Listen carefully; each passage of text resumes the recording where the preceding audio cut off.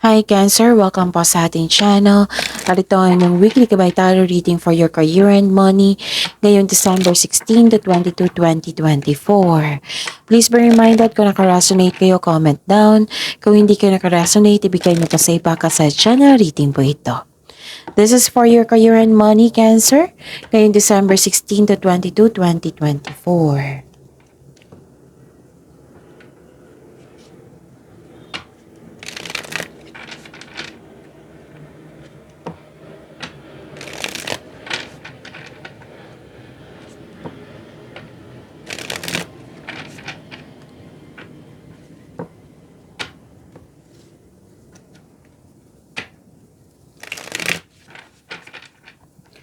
This is for your career and money, Cancer, December 16 to 22, 2024. Maraming salamat po sa inyong patuloy na suporta at maraming salamat din po sa mga hindi nag-skip ng ads. Gamitin ang reading na ito bilang gabay lamang sa mga hindi pa nag-subscribe. Subscribe na po kayo at click bell notification para malaman nyo na may bago tayong video. Para sa mga gustong magpa-reading po, may lumabas dyan sa screen nyo ngayon. Panoorin nyo po at sundin ang instruction. Calling the attention sa mga suki ko dito na Cancer, open na po inyong monthly kabay tarot reading for December 2024. May 6 months from now reading tayo at love life reading po. So message me Cancer for schedule. Maraming salamat po. Spirits Guide, mga ganap po para kay Cancer sa career and money ni Cancer, December 16 to 22, 2024. I need 3 cards po.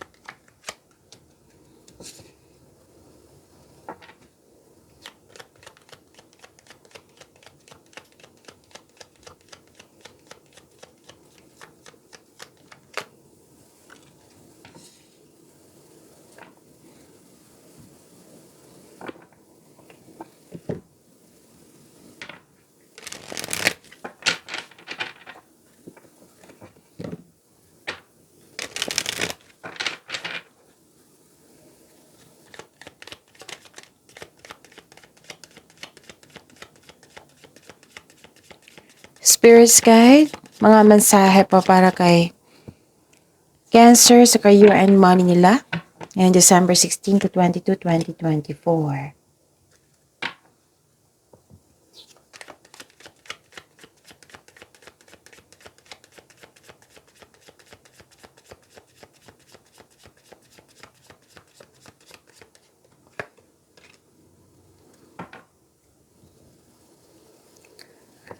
Okay, Cancer.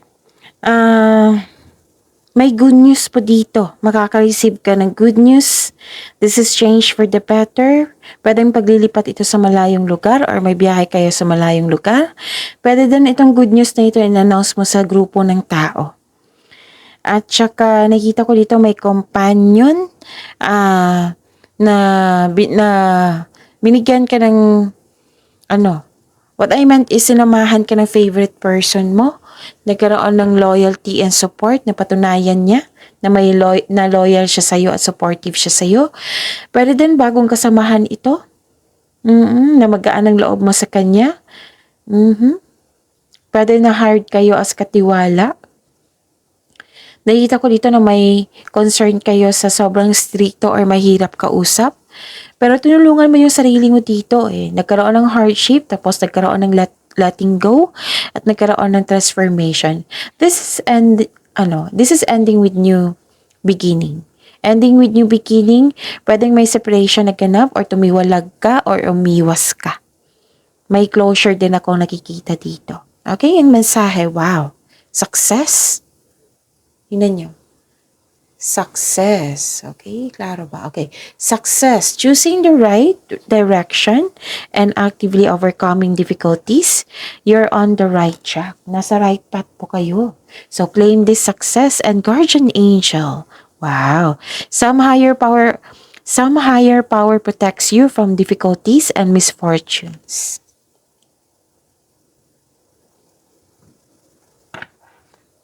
Spirits Guide, ano po yung energy ni Cancer ngayong December 16 to 22, 2024 sa career and bond nila.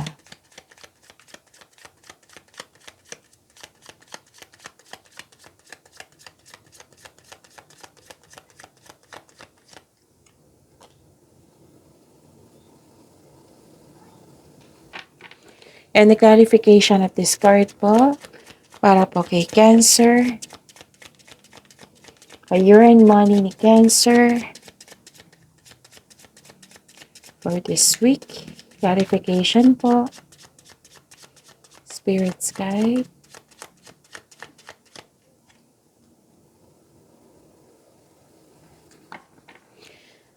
Yun, napanood niyo ba? Nung Cancer, napanood niyo na ba yung 2025 tarot reading niyo? Uploaded nung December 16, 2024, kahapon po.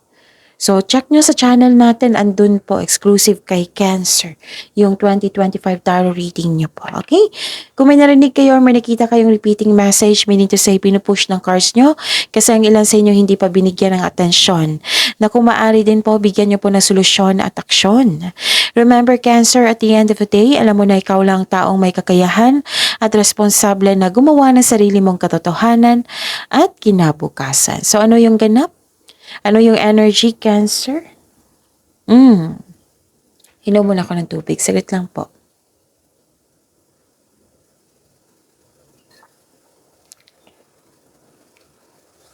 May nakita kong delayed celebration dito. You felt empty kasi may pagbabago. Di ba may sabi ko sa inyo na may ending with new beginning. Pwedeng tumiwalag ka, pwedeng may loss of connection, pwedeng closure. Letting go to eh. May na-end na cycle at dahil nito hindi ka ready sa changes. Siguraduhin na magkaroon ng konkretong plano at karapat dapat ba yung desisyon kasi may nakita kong pagsisisi dito. So, kailangan siguraduhin nyo to make best decision and best choices. Kung may delay, habaan nyo po ang pasensya nyo, intindihin din. Okay? Hindi naman yan kansela, matutuloy din yan. So, habaan po ang pasensya. And, actually, may successful completion dito eh. May accomplishment kayo. May success po. Success. Oo. Pero sabi, parang hindi ka naka-move on dito kasi nga may changes na hindi mo gusto, you're not ready, or you don't feel you are deserving of this success. So, sabi ng card dito, deserve mo itong success na ito. It might be na what I meant is you felt empty kasi nga may lack of, hindi siya may disconnection dito sa isang tao or sobrang stricto or may nangyari na hindi mo gusto, yung pagbabago, ganun. So, you deserve this success. Okay? Ayun. May hindi nagkasundo dito eh. May hindi nagkasundo. Nagkaroon ng disharmony, nagkaroon ng disbalance, pwedeng na-frustrate. So, sabi ko kanina, di ba, may separation sa oracle card nyo at sa tarot card. So, this is your career and money ha. Pwedeng tumiwalag ka. Pwedeng nagkaroon ng closure, end of contract. Pwedeng ganun. Pwede din na may commit sa iyo na hindi niya nabigay. Na yung overcommitment, yung nag-promise sa inyo na hindi niya binigay. Tapos nalilito ka sa paggawa ng desisyon dito. Nalilito ka sa paggawa ng desisyon. Tapos disconnection sa isang tao. Tapos parang na may naging dependent sa iyo dito. Na concern mo. Naging dependent yung tao sa iyo. So, to fix the imbalance, look inward to see where you can find the source of this harmony. Alamin mo kung ano yung punot dulo, kung bakit nagkaroon kayo ng disharmony, hindi pagkakasundo. Kung mahilig ka sa journal, masusuri mo yan. Pag-isipan mo ng mabuti kung bakit, para mabigyan mo ng solusyon. Okay? Cancer? Spirit's Guide, possible blessings po na ma-receive ni Cancer.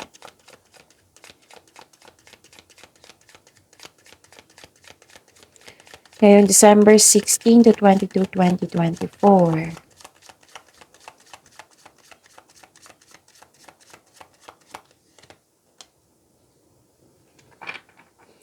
And the clarification of this card po.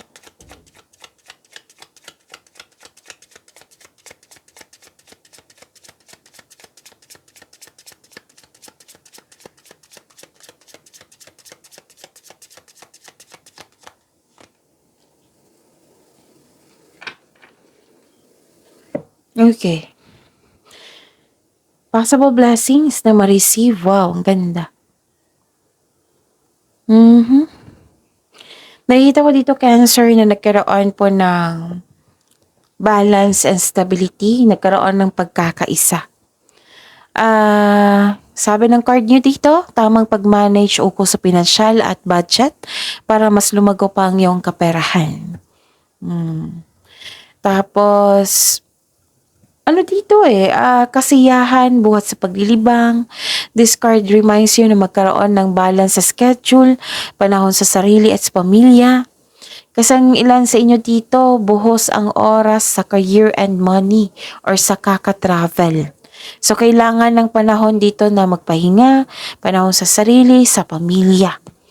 Kasi ang ilan sa inyo overwork or sa sobra sa kaka-travel.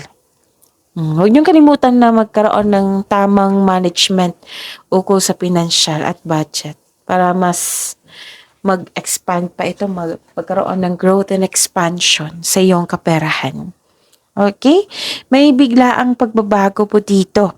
Pero don't worry kasi may sagot naman dito na change for the better Biglaang pagbabago. This is necessary change.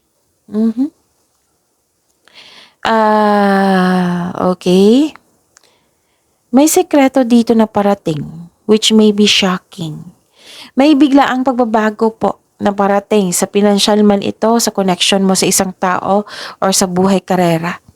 A sudden change na hindi ka takot mag-let go. Ang darating na pagbabago ay makasuporta sa iyong growth and expansion. So, dalawang card na po nagsabi dito na may ganap na growth and expansion. Ang ganda ng blessings nyo, Cancer. Wow, ang ganda. This is growth. This changes is all about your growth and expansion. So, kung worried kayo kasi may changes, huwag kayo ma-worry kasi ang changes na ito is nakakabuti sa iyong career and money. Okay? So, yun. Claim this success. Claim this blessings. Ang ganda ng blessings nyo, ha? Spirit's Guide. Challenges na ma-overcome ni Cancer sa career and money nila ngayong December 16 to 22, 2024.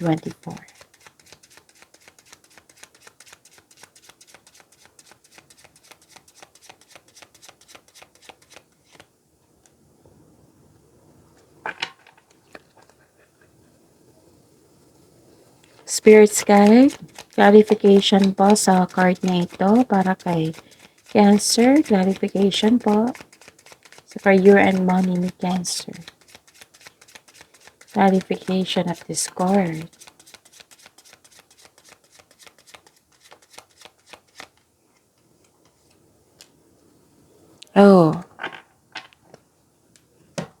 Maraming salamat po sa patuloy na tiwala at suporta sa ating channel. At maraming salamat din po sa mga hindi nag-skip ng ads. Okay. May gustong makipagkita sa iyo ngayon, Cancer. Actually, ang aggressive nito, makulit. It might be naiirita kayo kasi naiirita ko. Oo, it might be naiirita kayo sa energy niya. Oo, naiirita kasi ako sa energy niya.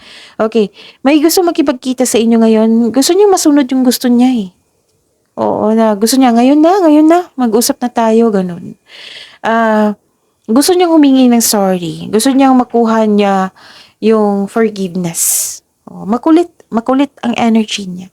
Na parang wala siyang kinikilalang boundary. Parang it might be mature pa tong taong ito. Kasi parang may lack of respect. Oh, parang kulang ng respeto. Yan yung nararamdaman ko, ha. Okay. So, yun ang nakikita ko dito sa cards nyo is aggressive tong tao to na gusto makipagkita sa inyo. As in now na, ganun. Gusto niyang humingi na sorry. Gusto niyang makuha yung forgiveness niya. Ganun. Yan yung nakita ko. May nakita rin ako dito na some of you hindi kontento sa kinikita or posisyon sa trabaho. Pero may growth and expansion naman dito. Cancer. It might be, naramdaman nyo to, tapos gumagawa kayo ng paraan, kaya nagkaroon ng growth and expansion. So, yun. So, there is something better for you. Sabi po ng card nyo po, Cancer. Parang, wait. Dalawang card na po nagsabi dito. Parang iniiwasan mo yung pagbabago. Ayaw mo sa pagbabago. Ganun. Okay? Pwedeng change career din ito eh. Kasi may iniisip kayong change career, ready ka nang iwan yung kasalukuyan. May ganyan na ganap. Na gusto mo ng growth and expansion, which is binigay naman sa inyo, Cancer. 'Di ba? Yung sabi ko kanina sa blessings nyo.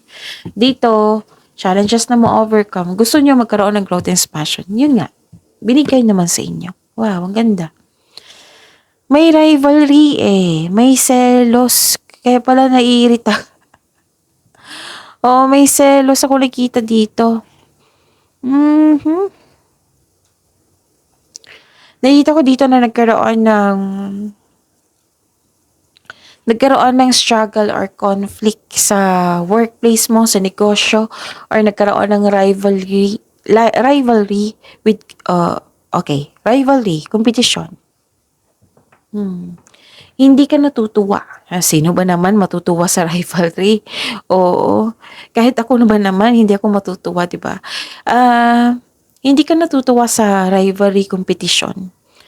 May nakita ko akong balakid na pangyayari. It might be na-distract ka ito sa competition na ito. Mag-ingat kayo ha, kasi may nakita ko ditong tao na hindi totoo sa iyo, na malapit sa iyo.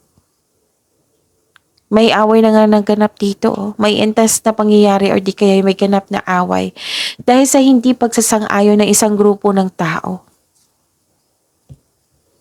May ilan sa inyo nagpapatayo ng structure or bahay. May ganap talaga na competition. Like for example, ang job offer is isa lang. Yung job position. Tapos alam ng kaibigan mo na isa lang yung offer. Tapos alam ng kaibigan mo na mag-apply ka. So mag-apply din siya. So yung gusto niyang mapatunayan kung sino ba mas magaling, kung sino bang pipiliin, ganon. Or di kaya ginaya ang iyong negosyo dahil nakita nilang patok ito sa masa. Pwede rin na ginagayang strategy mo na sa paggawa ng plano. Basta may ganyan. May gaya-gaya. Ganon. Yung gusto niyo makipag-compete sa iyo kung sino ba ang mas magaling. Kung sino ba ang the best. Naiirita ka. Kaya pala naiirita ko kanina pa. Dalawang card na nagsabi dito. So mag-ingat kayo sa kanya kasi hindi pala siya. Actually, kung healthy competition ito, ang gaan sa feelings niyan. Excitement pa nga ang dapat ma-feel mo yan eh. Pero ang nakikita ko dito sa dalawang card na ito is unhealthy competition. Ang hirap niyan. Maiirita ka talaga niyan. Pero pagsikapan nyo na huwag kayong magpa-apekto. Okay? Kasi baka yan na yung ugali niya. Like for example, sa 30 years old na siya, sa ilang years na yan, siguro 20 plus years na ganyan ang ugali niya. So, hindi basta-basta magbago yan, di ba? So, kailangan nyo nang intindihin na meron talagang taong ganyan. Okay? So, kung concerned kayo sa kanya, isuko mo siya kay God, i-pray mo siya. Tapos, dito na tayo mag-focus sa binigay na blessing sa inyo na may magaganap na growth and expansion, which is gustong-gusto mong mangyari, which is dumating. Diba? Gusto mo yung growth and expansion, tapos dumating yung blessings. Yun, dyan kayo mag-focus sa makontrol nyo. Huwag kayo mag-focus sa hindi nyo makontrol yung pag-uugali ng tao. Yun, pagyamanin niyo po yung blessings sa binigay sa inyo, Cancer. See you tomorrow. Please like, subscribe, and click on button for notification para updated po kayo sa daily tarot reading natin. Maraming salamat po.